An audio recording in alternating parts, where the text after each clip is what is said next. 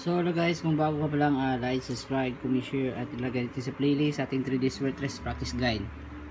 Okay. So magpa-practice tayo ngayon. So magpa-practice po tayo guys. Sa mga reminders natin ay isang buwan. Pang 1 month ang practice mo. February 2023. Example lang ha, halimbawa March 2023. Yan, i-practice mo lahat yan. April. Hasta ang goal talaga po natin ay isang buwan na praktisan. Okay. Yan ang pa-practice natin. Diba? So, ang pagpa-practice po guys, ganito. Patuloy tayong karaan. So, nanonood ako sa video ko, pero okay naman to yung video ko. Paliwanag lang masyado yun. Pero ngayon is yung paliwanag or explanation. Okay. Ganito kasi yan. Bawat resulta, may nag-comment kasi ako na doon nakaalam doon sa sinasabi ko. Totoo naman, pero pag alam mo itong sinasabi ko, maganda talaga to. Okay? Ito lang yung mga paalala ko during ngayon. Ngayon is March 28, 2024. So, ang paalala ko ngayon, ganito. May mga resulta kasing syndicate number, diba? Ang importante kasi dito yung galaw or movement ng isang number. Okay, movement, galaw or galaw niya dito kasi mismo itong computer, itong angle na ito may galaw to, then gumagalaw ang guide. Okay, example natin ha, bawat draw isa lang kasi ang procedure dito or technique, diba? Isa lang or one process lang. Kung sa trabaho, isa lang ang gagawin mo. Magtitingin sa past result at susundan mo lang sa guide mo. Yung sinasabi ko, magawa tayo ng example ha. Example 803, yun. Okay, example natin yan. Dito, isa naman yung 803. So ngayon, i-example natin yan. 803. Yan. Sa pagpa-practice natin guys ay ang papapractice natin, ganun ang pagtingin mo. Yan, dito, yan, 803. 803, yon. Lower number to dahil sa 0 at 3. Okay, sa number combination. Higher, base, lower. Sa combination. Pero ang pattern niya, ang pag-usapan natin dito, ang business natin, dito sa angle ay, sa papapractice mo, isang buwan ha, isang buwanan, 1 month straight, tuloy-tuloy. Yun. Pwede ka rin gumawa ng 3D cover number result mo kung gusto mo. Lagyan mo na ng scotch tape para matibay-tibay din for strong paper. Galaw niya, ang business kasi talaga lagi is yung resulta. For business result, yung galaw niya at pattern. Yun. Tapos ang tray na ending number ay magiging guide. Yan, guide. Ang guide na 269, gagayahan yung forma na 803. Gagayahin or mimic ba? Sabayan. Or sabay-sabayan mo or sundan. Okay, maghanap tayo ng 269 dito. Okay? Pero bago natin malalaman yan, kailangan mo natin ng mga sample. 189. Paano naging 189 galing sa 803? Okay. Yan, so sundan natin yan. Paano? Yan, magawa muna ng check mo muna ng ilang draw na number. Then pagkatapos, pag alam mo na yung gagawin, sunod-sundan naman na siya, sabay-sabayan na. Okay, 189. Paano sa 803 naging 189 ang lumabas? Series higher number, ganito. Ang unang gagawin ko sa practice, past result, di ba? Yun. Yan. Magpa-practice tayo guys. Guide una ang laging tandaan. Always first do the things. Ang unang gagawin ang guide po. Yan. Pag 3 ang ending, 269. Dapat ang itong guide na 269 pareha sa pattern niya sa past result. Yan. Yan 269 ito. So, hahanapin natin siya. Anong klaseng 269? Okay.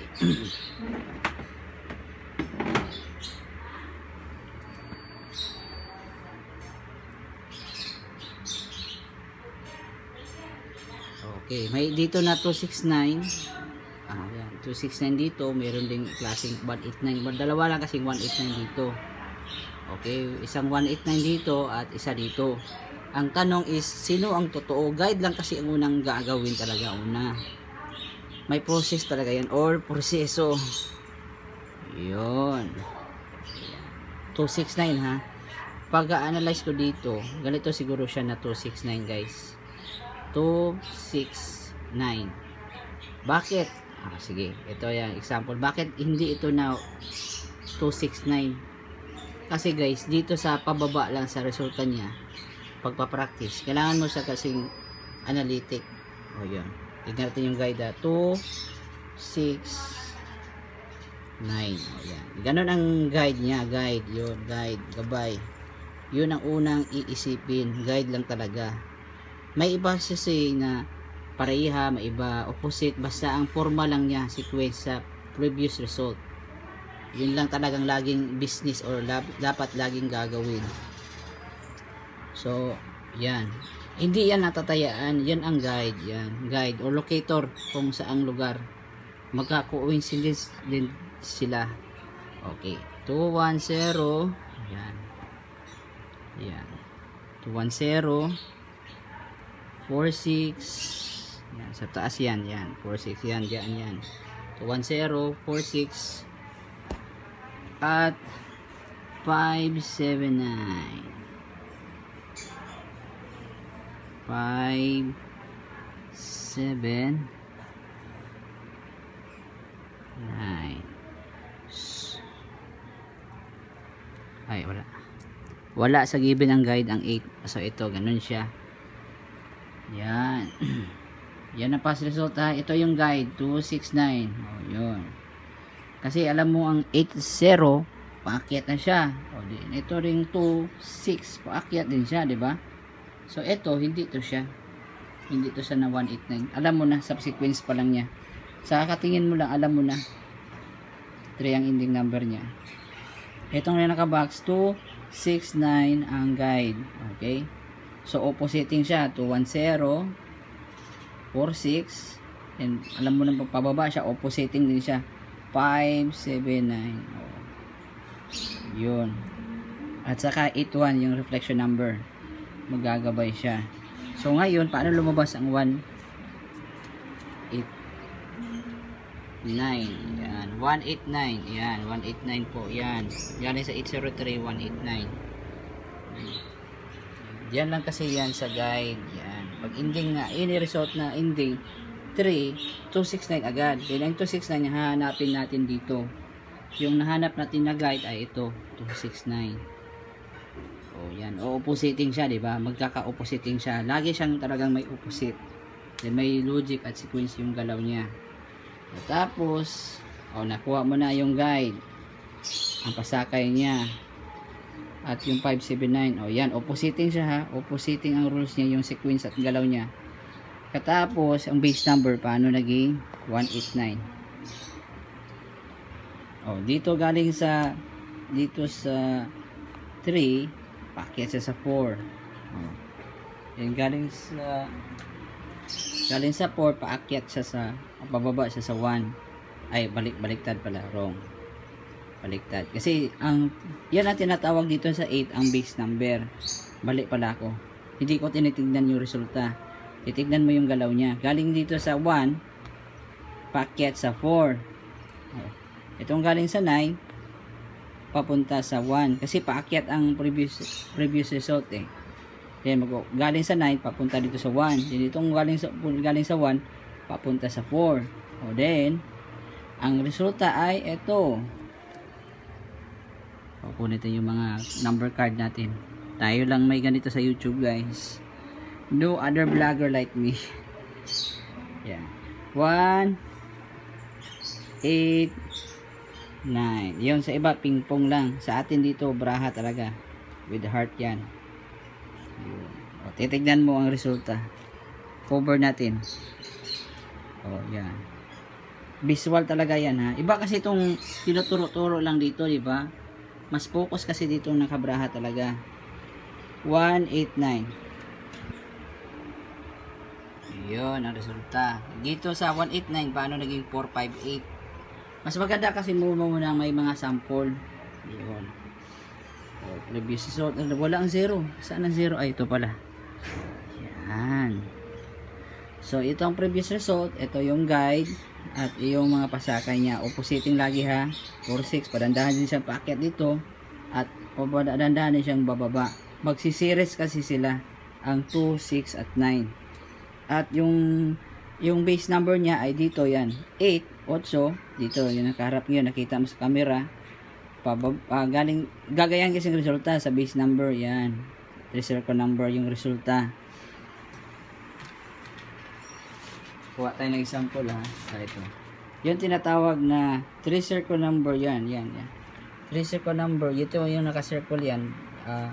Base number. Ito 3 circle number at yung resulta. Yun. Pag ganun siya oh. Galing dito sa R. Paakyat siya. Paakyat yung R. Paakyat siya. Galing sa 1 papunta sa 4. Itong galing sa 9 papunta sa 1. Yun, stop ba? Dalawa yan, parang letter L. Yan. Nakita mo naman siguro yung base number yung nakaraan. So, yun ang proseso po, yun ang process niya. Okay, yun ang pagpapractice. At lumabas ay 189. May meaning siya ang lumalabas. Ito. Okay, galing sa 189, paano lumabas ang 458. Yan ang hahanapin natin ngayon. Mahirap kasi walang 458 dito eh. Yan. Yan ang i-lesson nating sindikato. Okay, gets na natin to. Okay. 189. Pababa ang resulta. Galing dyan. Yan. Ngayon, ayusin natin to. 10, 46, 579. Yan. Ay karaoke sa kapitbahay. Yan. Wala na to. So, may mga resulta kasing syndicate. Ang tinitignan natin dito, ang mga galaw ng number. Sa totoo po talaga. Ganun. O, 9. Okay. Open mo muna. Kailangan mo muna ng open. Pagkatapos, pag open ng lesson na ganito, mga 2 araw, straight mo na cover talaga. At least, mayroon ka ng given na anong gagawin mo. Okay. Mga sample ba? Okay. 458. Alam mo naman may mga resulta kasing syndicate. Okay, ganito ha. Hindi ko to alam. February 2023 na to, matagal na yan. So pagpa-practice natin, isang buwan yan, isang buwanan, 1 month straight training. Okay, 2 buwan or 3 buwan sa isang araw, okay na yon. Practice mo yung utak. So ito yung past result 189. 9 ang ending.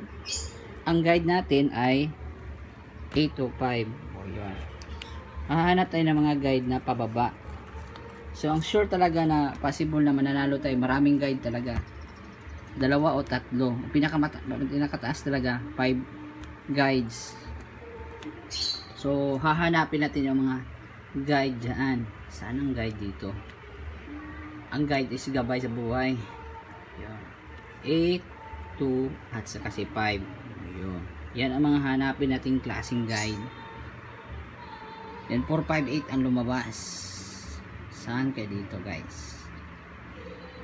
458. Palaisipan din nun, oh. Kailangan na talaga mag-iisip. Pero ang isip ko dito talaga ito. 189, ito siya oh. 825, yan na 825. Bakit hindi ito na 825? Ito. Yung ganito yung forma niya. Kasi dito, kulang kasi siya dito. Kasi hindi siya nagsisimula dito eh. Kailangan din may logic eh.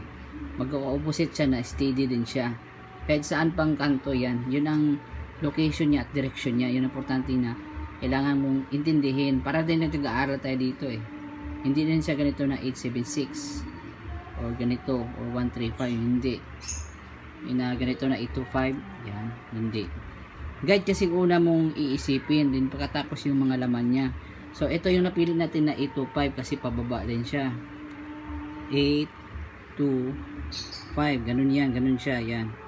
Yan. Yan. Turo na yan. Yan ang guide na pinili natin. Hindi ito na guide. Yan. Hindi din ito na guide. Kasi alam mo siyang sa lower ano siya, hindi siya dito na 189. Hindi, alam mo. So, yun ang kailangan mo ng logic at analytic yung utak mo. May reasoning yung pagpili natin. Katapos, pag napili mo na yung guide, yung mga laman niya. Hindi ko to alam ha, hindi ko to scripted talaga. Totoo lang. 876 02, yun. Hanapin mo na yung mga pasakay niya. Yung kasama ng number. O, yun. Magpa-practice tayo mamayang gabi. Ngayon, busy na umaga kasi Biyernes Santo. Sirado kasi mga tindahan. Marami kasing Katoliko. So, naghahanda kayo ako ngayon. Mamayang gabi pa ako makapractice, guys. Oo. Tulog din tayo kagabi na maaga. Kasi maraming gagawin pagkabukas. Yan. So, yan ang mga una, ang past result, yung forma niya at yung guide mo na. O, maghanap ka sa iba-ibang klaseng guide dyan. Pero pag malaman mo yung guide na tama, yung sequence ng past result, susundan mo siya. 876, steady siya. Then, dandahan na siya opposite na pababa, 02. Then, 135, oh, yun, opposite. Yung guide na box na yan, yan ang guide. Yun. Dahil sa 9 ang ending number niya. Oh, yun. Oo, yun. Ang importante kasi ang galaw ng past result. Una is alamin mo yung totoong past result. Pagkatapos yung past result, yung ending number niya at yung forma. Yun ang mga mission natin. Or mga, kung mahilig ka sa mga logic or science. Okay, mga computation. Ngayon, wala kasi dito sa guide ang sa guide or pasakay ang 4. Ang lumabas ay 458. So, paano? So, yun. Nakuha mo na yung data, di ba? Past result, yung tamang past result, at yung guide, at yung pasakay, di ba? Yung mga color coding na yan. Yung pula, unang grupo, green, at yung blue. O, ngayon, paano naging 458?